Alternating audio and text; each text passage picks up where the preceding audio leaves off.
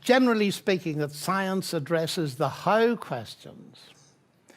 And so let's say the Bible, theology addresses the big why questions, except for the fact that why is used often by scientists in terms of function. Why is that pipe here and not there? And that is a genuine scientific question. But the why of purpose, the teleological question, gets people like Richard Dawkins very angry. I was at the launch of one of Paul Davis's books, and Dawkins was there, and a man in the audience said, why? And Dawkins shut him up. He said, just because you think that's a valid question, it isn't. Well, if you want to cut off half the human inquiry and pretend to be an intellectual, well, you may do, but you're not impressing the rest of us. Therefore, I think, yes, the Bible is answering very different kinds of questions, and in my view, much more important questions. The scientific questions are important within science. They give us our computers and our iPhones. But as we saw from Schrödinger, they do not answer the basic questions of meaning and metaphor. They just don't do it. Should we keep them completely separate? Yes and no. But we need to be careful. Let me give you an example of that. What this is referring to is the view of non-overlapping magisteria of Stephen Jay Gould. And that is, he noticed that about half the scientists he worked with were believers in God and half weren't. And he thought happy coexistence means keeping them completely separate. Non-overlapping magisteria. Magisterium is a body of teaching. Keep them separate. That sounds brilliant until you read the small print. And I love reading small print. And the small print is science deals with reality and religion deals with myth and fiction and tooth fairies. Well, that won't do.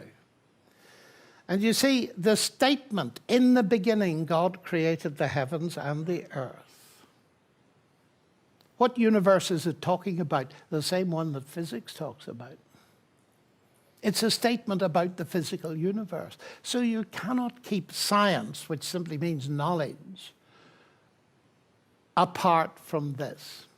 And it reminds me that I was at a conference in a very famous location, and there were 50 of us.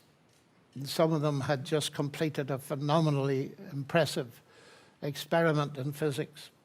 And we were seeing if we could find a common language to talk about these issues. And it was very soon evident that the room was polarized between me and Lawrence Krauss. And I mentioned this in the beginning, and I was stopped. And a professor of physics in the audience said, Professor Lennox, please tell us you were joking when you said that a biblical statement could be relevant to 21st century physics. Please tell us you were joking. I said, of course I wasn't joking. I said, just think about it. Here we are in the 21st century. It was the 20th century, not the first century, that gave us the Big Bang Standard Model that there was a beginning, because up until that time, Aristotle had dominated with his eternal universe. And I said, had you failed to notice that the Bible has been saying there's been a beginning for thousands of years? Took you a long time catching up, didn't it?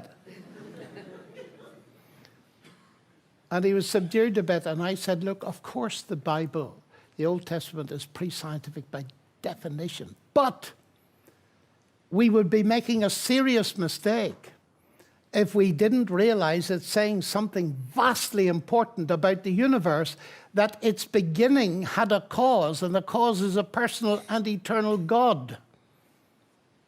Perhaps if you'd factored the biblical evidence into your thinking, you might have looked for evidence, astrophysical evidence of a beginning long before you did.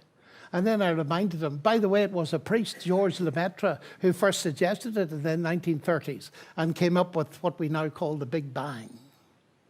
But this is the attitude, that because the Bible is an old book, it cannot say anything true. C.S. Lewis coined the phrase chronological snobbery to describe that.